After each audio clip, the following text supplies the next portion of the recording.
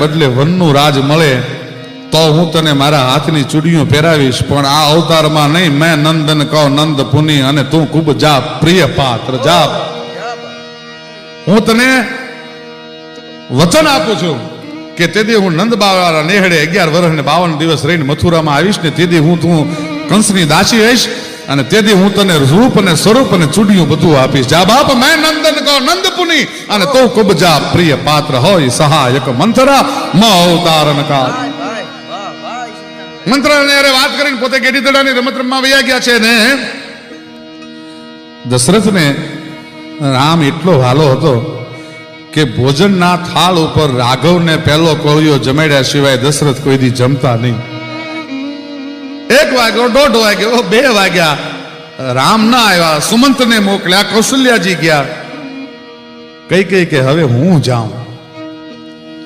કઈજી દોમ તાપમાં મેજમાં કરી ઉભા છે. હે રામ, હે રાઘવ. રામે સામું ન જોયું. 3જી વાર આકલ કરી, રાઘવ તને કહું છું બાપ. દોટ મૂકી માં આવી ગઈ કે હા, કે મારી હું જમવા એક શરતે આવું, તું મને વચન આપ. કે શું? કે મેં જે હેતુથી અવતાર લીધો છે એમાં તું જો ભાગીદાર થા ને એમાં તારે કલંક વોરવાનું છે. કે રામ, તારો અવતાર કાર્ય સફળ જાતો હોય ને તારી દીવો દીકરો જો મારી પાસે માગતો હોય તો એક અવતાર નહીં, હજારો અવતાર સુધી કલંક વોરવા તૈયાર છું. જા બાપ. અને એટલા માટે ભગત બાપુ લખે છે કે રામે કોઈ દી કોઈનું ઋણ માથે રાખ્યું નથી.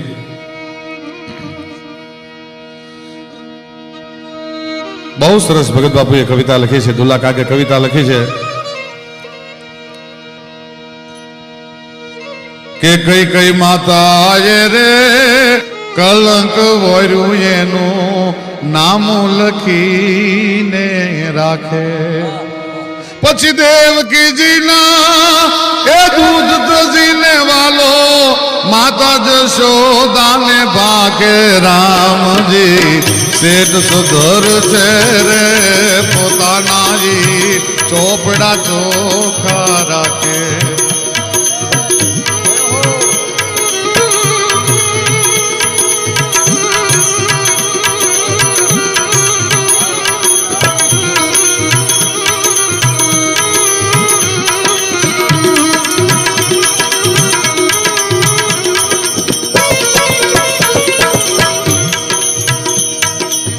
મંથરા કેરી જેને સેવાયું નોંધી ચંદ્ર સૂર્યની શાખે.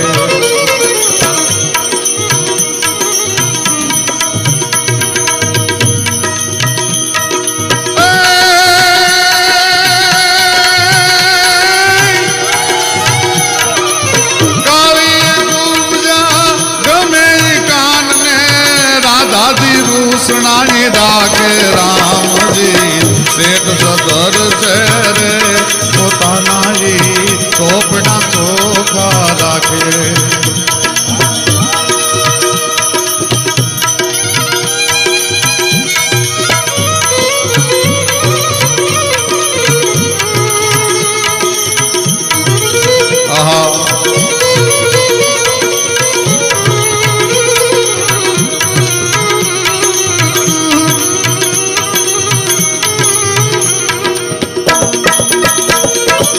કાગવાલી નો જેને વધ કરેલો રોજ મેળમાં રાખે.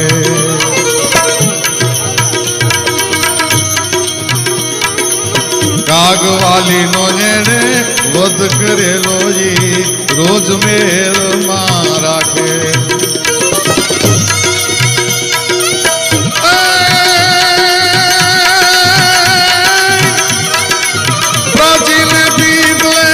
ઋણ ચુકાયું ને ભારત ભાગવત ભાગે. રામજી શેઠ સદર છે રે પોતાના ચોપડા ચોખા રાખે.